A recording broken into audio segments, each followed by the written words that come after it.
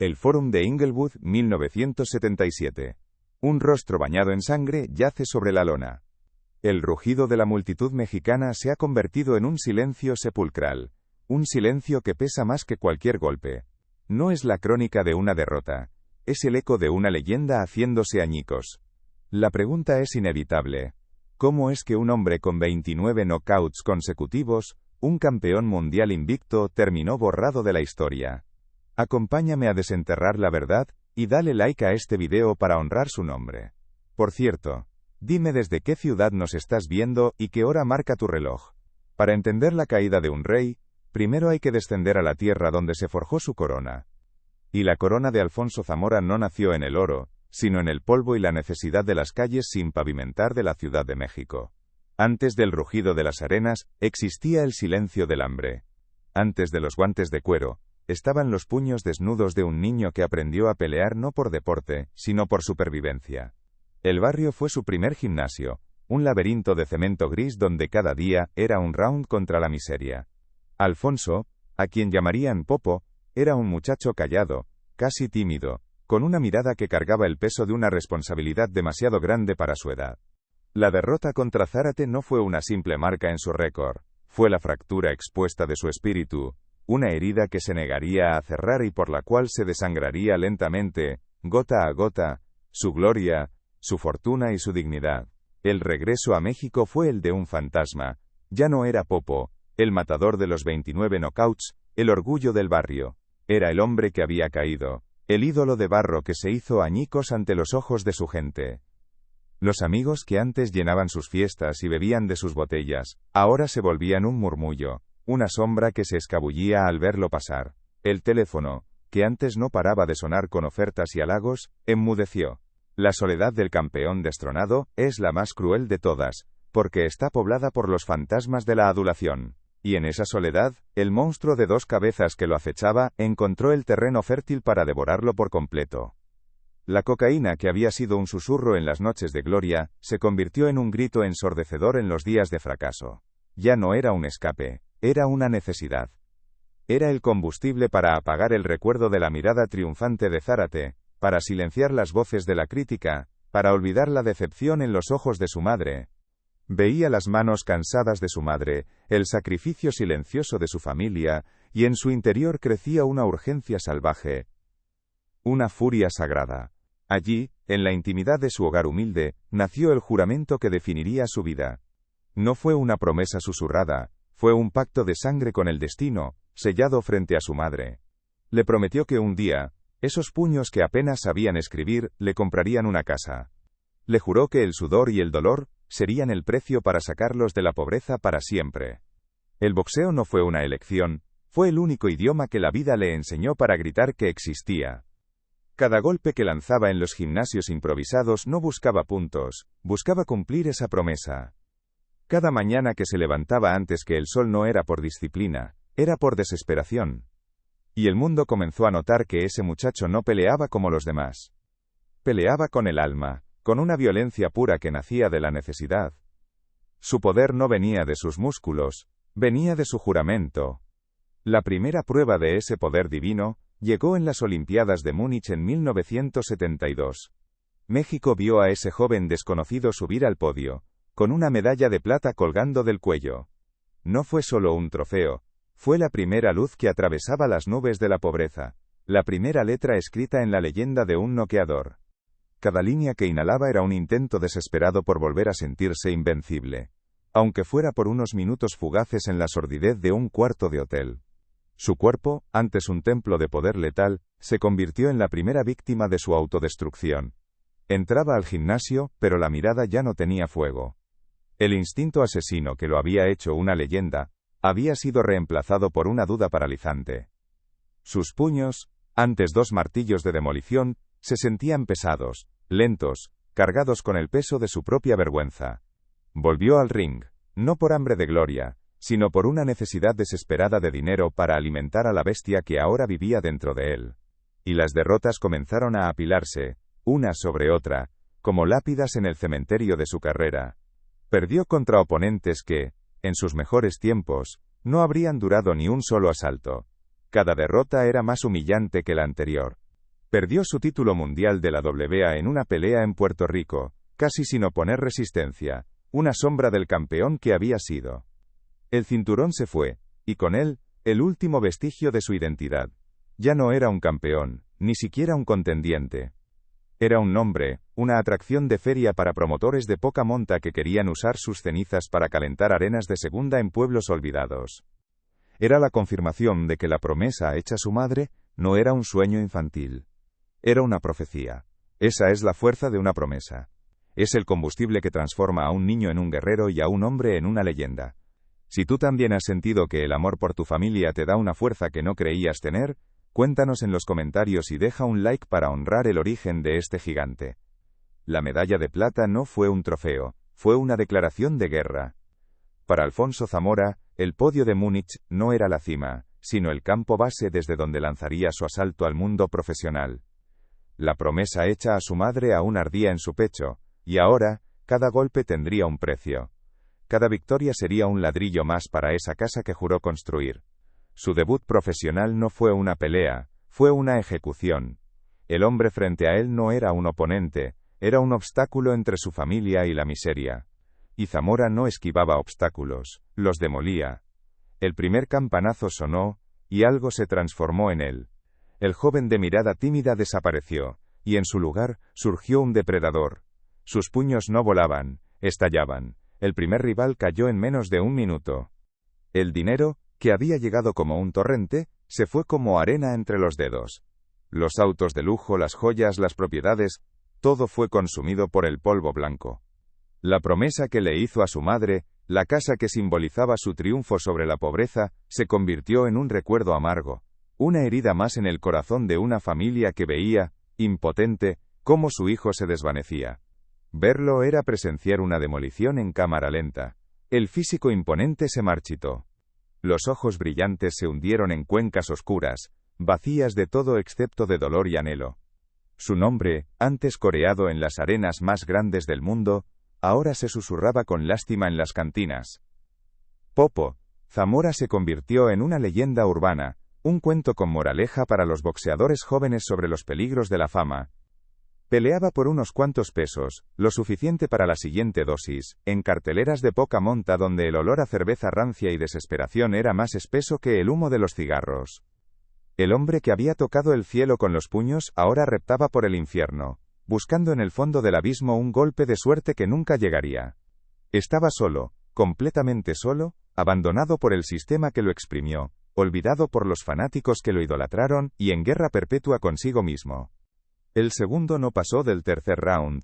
El tercero besó la lona antes de entender qué lo había golpeado. El mundo del boxeo comenzó a hablar en susurros. Había un chico de la Ciudad de México, decían, que no peleaba, cazaba. Un muchacho con cara de ángel, y una pegada forjada en el mismo infierno. No había estrategia en su estilo, no había cálculo, era pura furia, una tormenta de poder concentrada que buscaba la aniquilación. Sus rivales no solo perdían, eran desmantelados, borrados del ring de una forma tan brutal que el público sentía una mezcla de fascinación y espanto. 10 victorias, todas por nocaut, 20 victorias, todas antes del límite, 25. 28. La racha era una leyenda en sí misma, una avalancha imparable que sepultaba a todo el que se atrevía a interponerse. Los promotores se frotaban las manos, la prensa lo bautizó como el matador, y México, siempre sediento de ídolos con puños de acero, lo adoptó como su nuevo hijo predilecto. Era la encarnación perfecta del orgullo nacional, un guerrero humilde de origen, pero un rey implacable dentro de las cuerdas. Y entonces, el 14 de marzo de 1975, en el Fórum de Inglewood, el destino le presentó la oportunidad de cumplir su juramento sagrado. Frente a él estaba Su Juan Kong, el campeón mundial de peso gallo de la Asociación Mundial de Boxeo. El campeón del mundo había muerto. En su lugar, solo quedaba un hombre roto persiguiendo fantasmas en un laberinto sin salida. ¿Alguna vez has sentido que el peso de un solo error es tan grande que amenaza con borrar todo lo bueno que alguna vez hiciste? Si entiendes el dolor de una caída así, si sientes compasión por el guerrero perdido en su propia oscuridad, deja un like como una señal de que su lucha, incluso en la derrota, no ha sido olvidada. El eco del último golpe humillante se había desvanecido, hacía mucho, pero el silencio que lo reemplazó era infinitamente más cruel. Alfonso Zamora ya no vivía en el estruendo de la gloria, sino en el susurro perpetuo de sus fracasos.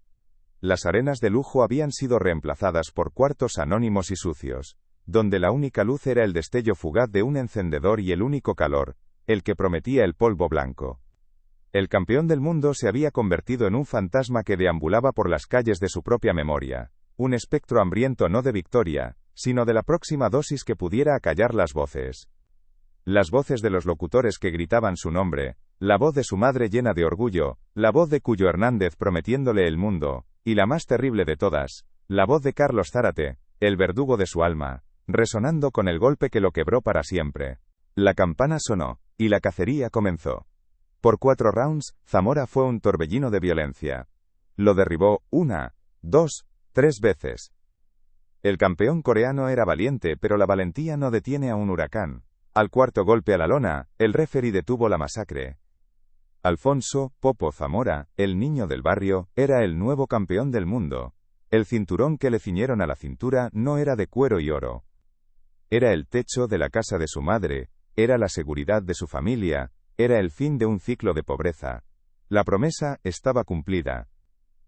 Con 29 victorias y 29 knockouts, se sentaba en el trono del boxeo, un rey invicto con un poder que parecía divino.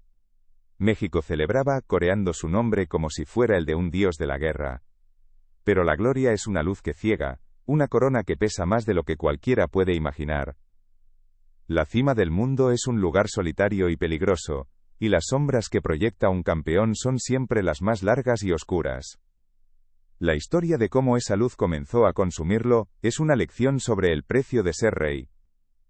Suscríbete y acompáñanos a descubrir cómo la corona, lentamente, comenzó a convertirse en una soga. El cinturón de la AMB no era solo un trofeo, era una corona forjada en el hambre y la necesidad. Cada gramo de cocaína era un intento desesperado por enterrar esos sonidos bajo una nieve química, pero los fantasmas siempre encontraban la forma de volver a la superficie. Su cuerpo, antes un templo de poder esculpido para la aniquilación, era ahora un mapa de su propia ruina. Los músculos que habían aterrorizado a una generación de peleadores estaban flácidos, su piel pálida, y en sus ojos, antes 2 brasas de instinto asesino, solo quedaba un vacío helado. El ring ya no era un cuadrilátero de lona y cuerdas, el ring era ahora su propia mente, una batalla sin fin y sin campana que lo salvara. Su oponente no tenía rostro, no tenía nombre, era una sombra que vivía dentro de él, un rival que conocía cada una de sus debilidades, cada uno de sus miedos. Y cada día, al despertar en el infierno de la abstinencia, la lona era el suelo frío de su habitación, y el conteo de 10 era el tiempo que tardaba en rendirse una vez más, buscando la forma de conseguir el dinero para calmar al monstruo. Vendió sus trofeos, sus cinturones, sus recuerdos. Cada pieza de su glorioso pasado fue canjeada por un momento de olvido en el presente. El fondo del pozo no fue un evento, fue un estado. Y ahora, Alfonso Zamora, el muchacho del barrio bravo, era el rey. El mundo se postraba a sus pies. Dejó de ser una promesa para convertirse en una certeza aterradora, la personificación del poder mexicano hecho puños. Su reinado como campeón mundial de peso gallo no fue un periodo de gestión, fue una tiranía de knockouts. Cada defensa del título no era una pelea, era una ceremonia de aniquilación. Los retadores llegaban con la esperanza de descifrar el código de su poder, y se iban con la mirada perdida, despertando bajo las luces del ring, sin saber qué relámpago los había fulminado. El nombre Popo se cantaba en las arenas desde Los Ángeles hasta Tokio. Era el matador con cara de niño, el ídolo de un pueblo que veía en su violencia controlada una forma de justicia poética. Por cada golpe que la vida le había dado a México, Zamora devolvía uno con intereses sobre la lona. Vivía como un monarca. Los autos de lujo reemplazaron las caminatas por calles sin pavimentar, los trajes de seda sustituyeron la ropa gastada, y el champán ahogó el recuerdo del agua turbia. Cumplió su promesa. La casa de su madre ya no era un sueño, era una fortaleza de ladrillos pagada con sangre y sudor. Él era la prueba viviente de que un hombre podía golpear su salida de la miseria. Fue una mañana en la que, al mirarse en el fragmento de un espejo roto, no vio al campeón, ni al adicto, ni siquiera a un hombre. Vio la nada. Un vacío tan profundo que el miedo, por primera vez en mucho tiempo, fue más fuerte que el deseo. Fue el terror a desaparecer, a convertirse en una nota al pie de página, no solo en la historia del boxeo, sino en la historia de su propia vida.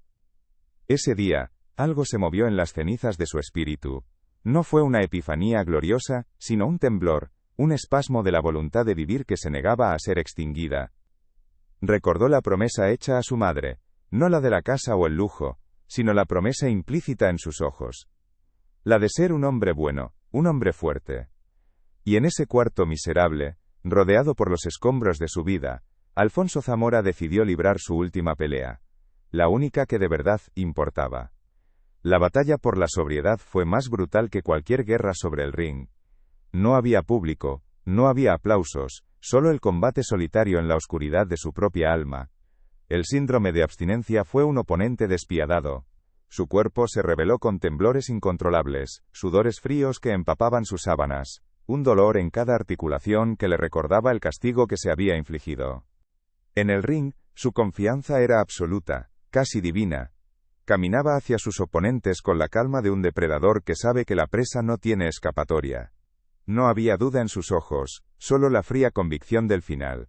La prensa lo llamaba la dinamita más pura de México, un título que él honraba en cada combate. Era el rey del mundo, un monarca invencible en un trono construido sobre los cuerpos de sus rivales. Pero en los salones llenos de humo donde los promotores cuentan dinero y fabrican leyendas, su nombre ya se susurraba junto a otro, una sombra que crecía en paralelo a su propia luz, Carlos Zárate. La máquina que lo había elevado a los cielos comenzaba a maquinar la guerra más grande, la más lucrativa, la que enfrentaría a dos reyes mexicanos en una batalla por un solo trono. El mundo lo veía como un dios invencible, una máquina de noquear perfecta. Pero, ¿puede un hombre construido para la guerra sobrevivir a la paz que trae la gloria? ¿Qué grietas se esconden bajo una armadura que brilla con tanto fulgor? La corona de un rey pesa, y la de Alfonso Zamora, forjada en la furia de sus puños, comenzaba a sentirse como plomo. El lujo, que una vez fue el símbolo de su victoria sobre la pobreza, se estaba transformando en una jaula dorada. Las alucinaciones lo asaltaban, las paredes parecían respirar, y las sombras en la esquina de su habitación tomaban la forma de sus rivales caídos, riéndose de su debilidad. La cocaína no era solo una sustancia, era una entidad que le susurraba al oído, prometiéndole el fin del sufrimiento, recordándole el alivio, la euforia, la falsa sensación de ser un rey otra vez. Cada minuto era un round, cada hora una guerra de trincheras contra sí mismo. Hubo recaídas, momentos en que la agonía era tan insoportable, que la rendición parecía la única piedad posible. Una noche, después de días de una limpieza tortuosa, el silencio se volvió demasiado pesado. El recuerdo de la multitud coreando, «Popó, popó», lo asaltó con una nostalgia venenosa. Salió a la calle, y sus pies, por instinto, lo llevaron de vuelta al territorio del enemigo. La vergüenza que sintió a la mañana siguiente fue un golpe más devastador que el de Zárate. Se sintió, sucio, débil, un fraude en su propia lucha por la redención. Pero esta vez fue diferente. En lugar de dejarse arrastrar de nuevo al abismo, usó ese dolor, lo convirtió en combustible. Se dio cuenta de que esta pelea no se ganaba con un solo knockout. Se ganaba levantándose una vez más de la lona, sin importar cuántas veces cayeras. El niño de barrio que solo quería comprarle una casa a su madre, ahora tenía que ser un dios de la guerra cada vez que sonaba la campana, y un ídolo nacional cada vez que salía a la calle. La presión era un monstruo invisible, que lo acechaba en el silencio de sus habitaciones de hotel, mucho después de que los aplausos se hubieran desvanecido. El olor a linimento y sudor del gimnasio fue reemplazado por el perfume caro y el humo de cigarros en salones de lujo. Los viejos amigos del barrio, aquellos que entendían el hambre, fueron sustituidos por un séquito de aduladores, hombres y mujeres atraídos por el brillo de su fama y la generosidad de su bolsillo. Le llamaban campeón, pero lo trataban como un cajero automático. Le ofrecían lealtad, pero en realidad vendían distracciones. Noches que se alargaban hasta el amanecer, fiestas que eran un torbellino de alcohol y promesas vacías. Y en las sombras de esas noches interminables, un susurro blanco comenzó a ofrecerle un escape. una energía artificial para mantener viva la farsa del hombre invencible. La cocaína no llegó como un demonio, sino como un falso amigo, una solución temporal al cansancio eterno de ser el rey. Mientras tanto, los arquitectos de su carrera, los promotores de traje y sonrisa afilada, olieron la sangre en el agua. Poco a poco, con una terquedad forjada en la pobreza de la Ciudad de México, comenzó a reconstruirse. Encontró trabajo, uno humilde, lejos de cualquier cosa que le recordara su vida pasada. Barría pisos, cargaba cajas, trabajos anónimos que le devolvieron algo que el dinero y la fama nunca pudieron comprar. El ritmo de una vida normal. El sudor ya no era el de la adrenalina del combate, sino el del esfuerzo honesto. Y en esa rutina, encontró una extraña paz. Los días se convirtieron en semanas, y las semanas en meses. La necesidad física comenzó a ceder, pero la batalla psicológica, la más profunda, continuaba. Aprendió a vivir con sus fantasmas, no a ignorarlos, sino a mirarlos de frente. Aceptó que el campeón invicto había muerto en aquella lona de Inglewood, pero que Alfonso Zamora, el hombre, el hijo, el sobreviviente, todavía tenía una oportunidad. Dejó de contar las victorias y las derrotas. Su única métrica era el amanecer. Cada nuevo día que despertaba sin el veneno en su sangre, era un título mundial ganado en la pelea más importante de todas. Ya no buscaba la adoración de las multitudes, sino el respeto del hombre en el espejo. Y lentamente, con el tiempo, ese hombre comenzó a devolverle la mirada sin vergüenza, con una tristeza profunda, sí, pero también con una chispa de la vieja fuerza. Vieron que la rivalidad con Carlos Zárate no era solo una pelea, era una mina de oro. Era la narrativa perfecta, dos campeones mexicanos, dos noqueadores implacables, ambos de la capital, ambos invictos en sus reinados. No vendían un evento deportivo, vendían una guerra civil por el alma del boxeo mexicano. Los periódicos avivaban el fuego con titulares incendiarios, comparando sus estilos, sus vidas, sus orígenes. ¿Quién es el verdadero pegador?, preguntaban. ¿Quién tiene más corazón? Transformaron la competencia en una cuestión de honor personal, una ofensa que solo podía lavarse con sangre sobre el ring. Empujaron a Zamora, un hombre naturalmente reservado, a un juego de declaraciones y bravuconadas que no le pertenecía. Lo manipularon, susurrándole al oído que Zárate le faltaba al respeto, que su gente dudaba de él. Y Alfonso, con el orgullo herido y la mente nublada por las noches sin dormir, comenzó a ver en Zárate no a un rival, sino a un enemigo personal. La pelea dejó de ser una defensa de su título, y se convirtió en una obsesión. El sistema que lo había creado ahora lo estaba preparando para el sacrificio, alimentando a dos de sus más grandes creaciones para que se devoraran mutuamente por el entretenimiento y el beneficio de unos pocos. Las primeras grietas aparecieron en su armadura, no en el gimnasio, sino en las fiestas. La fuerza no para noquear a un oponente, sino para decir no a sus demonios. Había encontrado una nueva forma de pelear con corazón, lejos de los reflectores que lo quemaron y lo desecharon. Estaba construyendo una paz frágil, ladrillo a ladrillo, en el silencio que antes lo aterraba, y que ahora se convertía en su santuario. Su historia nos obliga a preguntar, más allá de los cinturones y los récords de knockouts, ¿qué significa realmente ser un campeón? Déjame saber en los comentarios qué piensas. Y así, el último round de Alfonso Zamora no se peleó bajo las luces brillantes ni por un cinturón de oro. Se libró en el silencio de una habitación vacía, en la guerra anónima contra el reflejo de un hombre que ya no reconocía. Cada amanecer sin el polvo blanco era una victoria más grande que cualquier título, cada día de trabajo honesto, una forma de recuperar la dignidad que el knockout le había robado. Volvemos entonces a la pregunta que nos trajo aquí. ¿Cómo un hombre que inició su carrera con 29 knockouts consecutivos, un campeón mundial invicto, se convirtió en una nota al pie en la historia del boxeo mexicano? La respuesta es tan brutal como uno de sus ganchos al hígado. El nombre de Zamora fue borrado porque su historia era un espejo oscuro para el deporte que lo creó. No por los golpes de un oponente, sino por la fatiga de su propia leyenda. Era el campeón del mundo, pero estaba perdiendo el control de su propio reino. ¿Pero qué es lo que rompe primero a un campeón? ¿Es el golpe de un rival, la traición de quienes debían protegerlo, o el veneno que uno mismo elige para silenciar el miedo? La respuesta estaba a punto de escribirse con sangre sobre la lona. El 23 de abril de 1977, el aire del Fórum de Inglewood no olía a victoria. Olía a pólvora. Los promotores habían conseguido su guerra. No era una pelea por un cinturón, era una guerra civil peleada con guantes por el alma del boxeo mexicano. Alfonso Zamora contra Carlos Zárate. El poder contra la técnica. Dos reyes sentados en un mismo trono, y México entero conteniendo la respiración, obligado a elegir un bando. Para Zamora, ya no se trataba de boxeo. La cocaína había enturbiado su juicio, las fiestas habían robado su filo, y la presión fabricada por hombres en trajes caros había envenenado su corazón.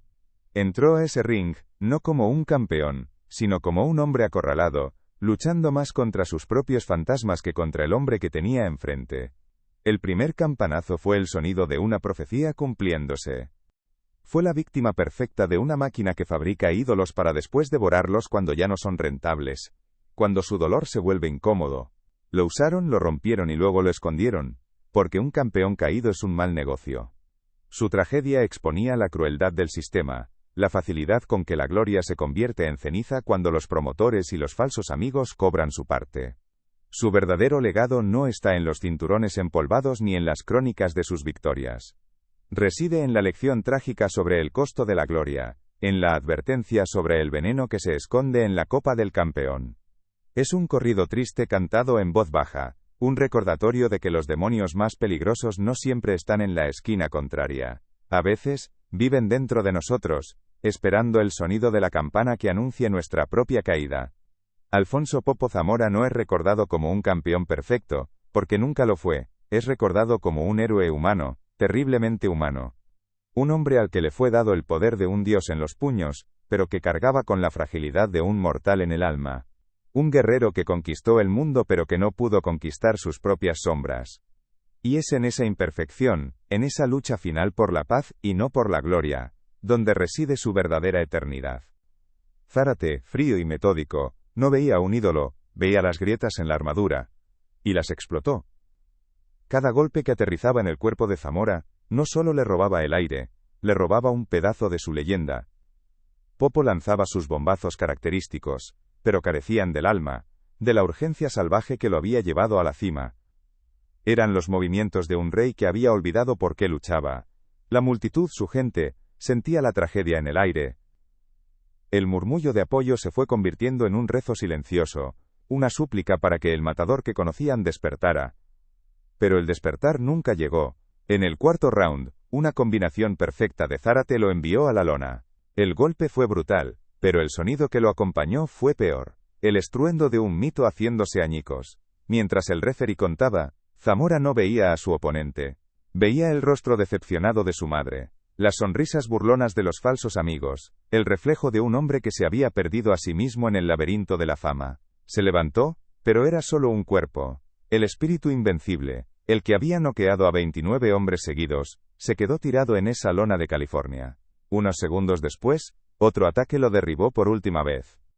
Su leyenda no es la de un rey que gobernó por décadas, sino la de un cometa que cruzó el cielo con una furia incandescente, quemándose en su propio fuego. Por un breve y brillante momento, su poder de knockout fue sin duda el más grande del mundo. Y esa memoria, esa luz fugaz, es lo que nadie, ni la corrupción ni el olvido, podrá apagar jamás. La historia de Zamora es una de tantas que yacen enterradas en la lona de la historia, esperando a ser contadas. Son las sagas de guerreros heridos las que nos enseñan más sobre nosotros mismos. Para no olvidar a los que cayeron, y para honrar su lucha, suscríbete y acompáñanos a desenterrar la siguiente leyenda. Se acabó. La derrota no fue física, fue existencial.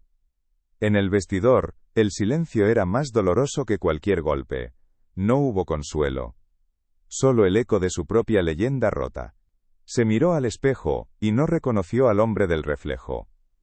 ¿Dónde estaba el campeón? ¿El niño que prometió sacar a su familia de la pobreza? En su lugar había un rostro hinchado, con la mirada vacía, marcado no por los puños de Zárate, sino por el estigma de la humillación pública. La invencibilidad era un veneno dulce, y él acababa de probar el antídoto amargo.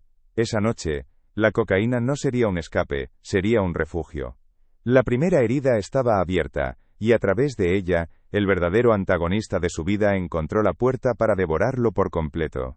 Aquella caída fue solo el primer paso hacia un abismo mucho más profundo.